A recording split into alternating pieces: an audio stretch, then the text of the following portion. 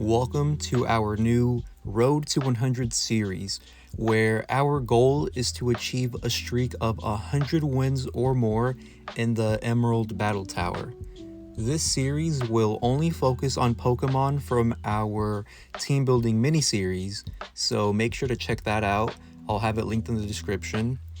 And in today's episode, we are focusing on our very first Frontier team, which is our Venusaur, Charizard, and Swampert. Hopefully, everyone is having a great Friday, or whenever you're watching, hopefully, you're having a great day.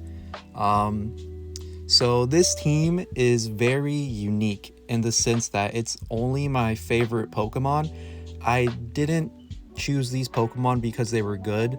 Although Swampert is a staple in any Frontier team, but I picked them because they're just my favorites. And this team in particular is very special to me because I shiny hunted them all on this channel. Little fun fact, the Venusaur that I'm using is the very first shiny Pokemon I hunted on this channel, and it was my first goal when starting this YouTube channel was to find a shiny Pokemon, and that Bulbasaur hunt is what kickstarted my love for shiny hunting in Generation 3. So, yeah.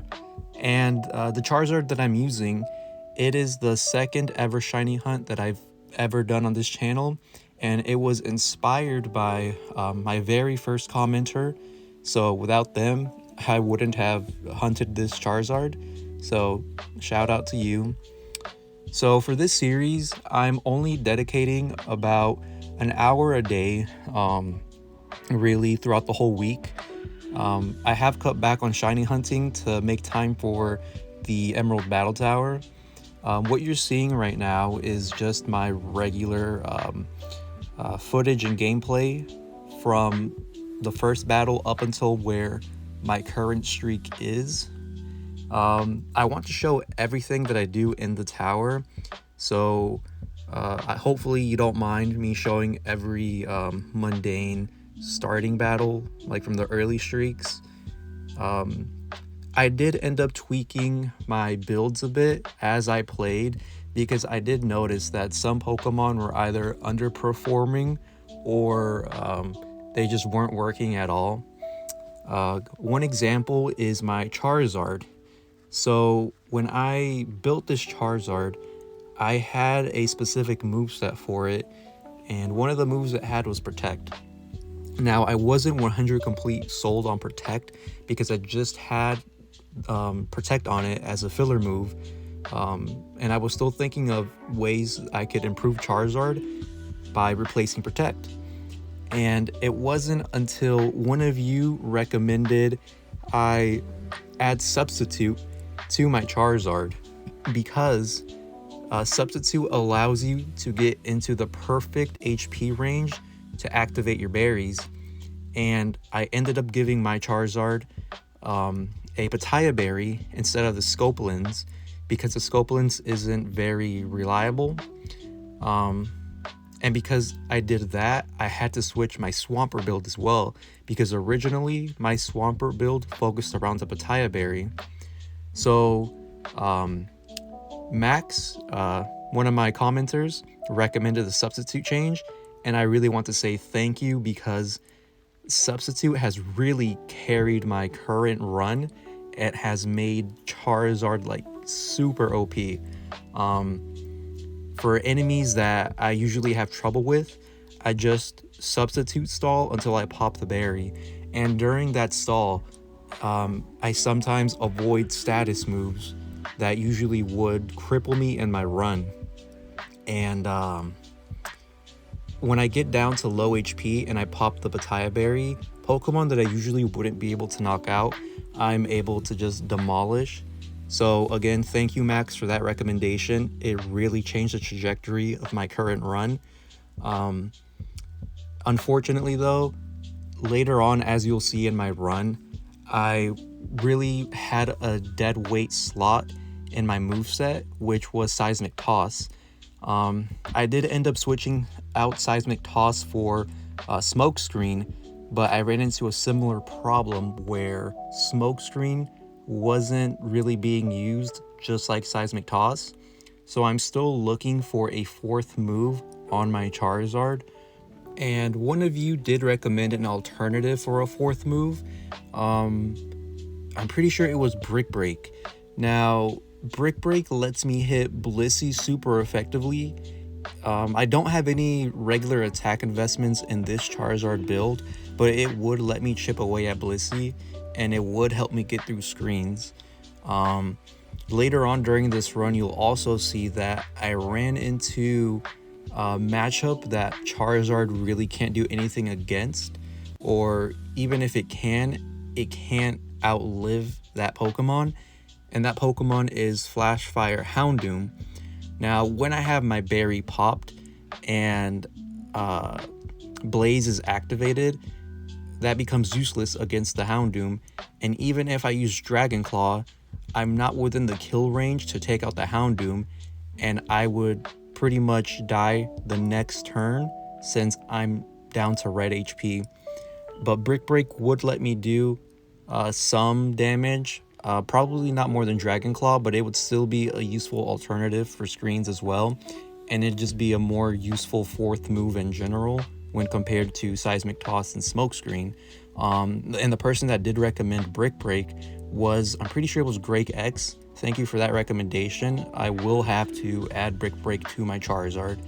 And the reason I bring this up is because my run did end at 31 battles towards a Flash Fire Houndoom, which was really unfortunate.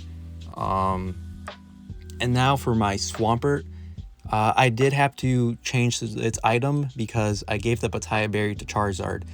Now, during my initial first, I want to say three runs, the first 21 battles, I was using my Swampert that was more of a utility build, Wolf, the Swampert, and it did pretty good. Icy Wind really did carry.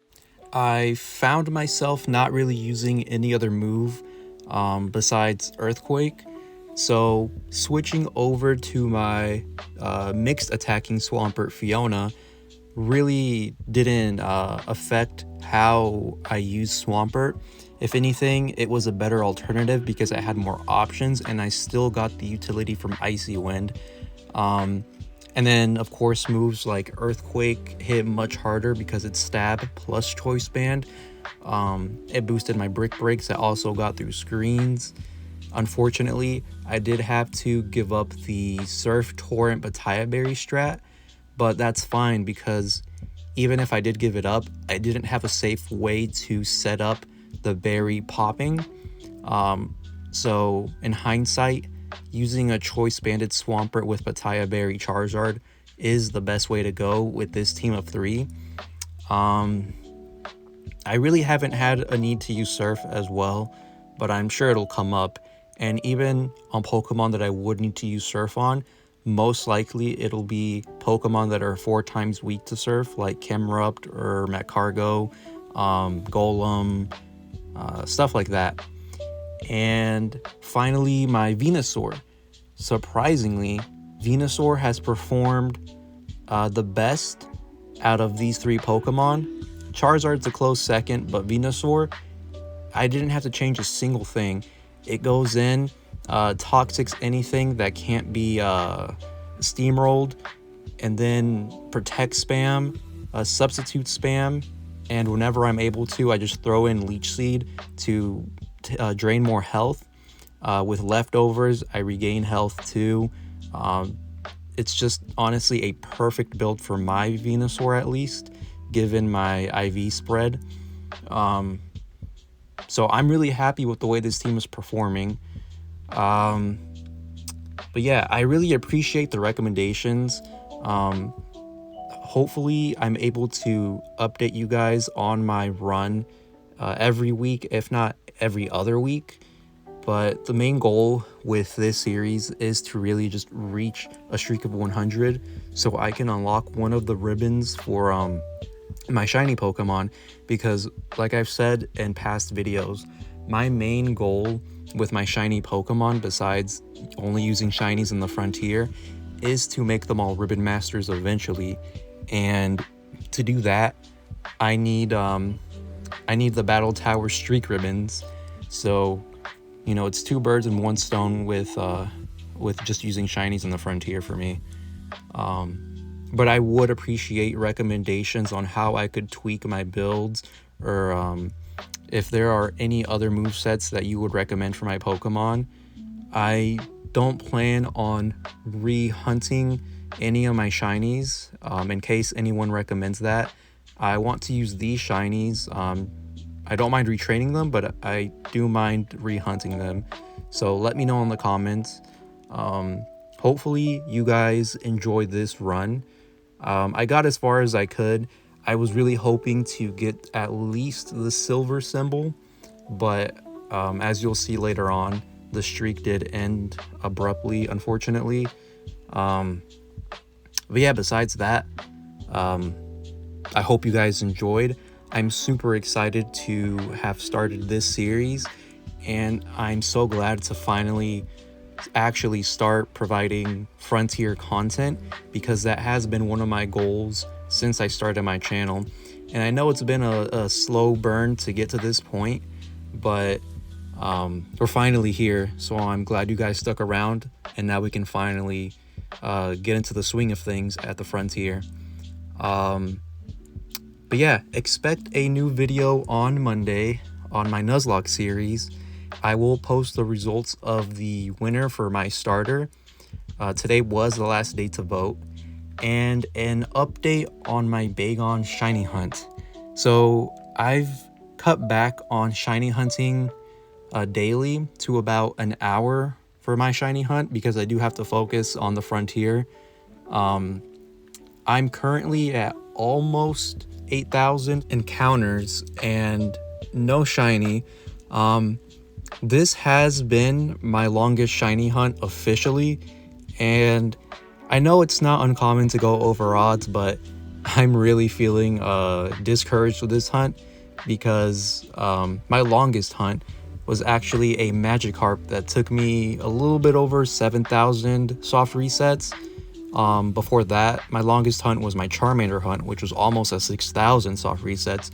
But this is the first time where I'm almost getting close to odds and no shiny, so I wouldn't be surprised if I went over odds. But that's the update on the shiny Bagon hunt. Hopefully I get it soon. But yeah, I have nothing else to update you guys on. I hope you are enjoying my new style of videos too. I'm experimenting a little with editing, and look forward to the video on Monday. Thanks for tuning in, and have a great rest of your day. Thank you.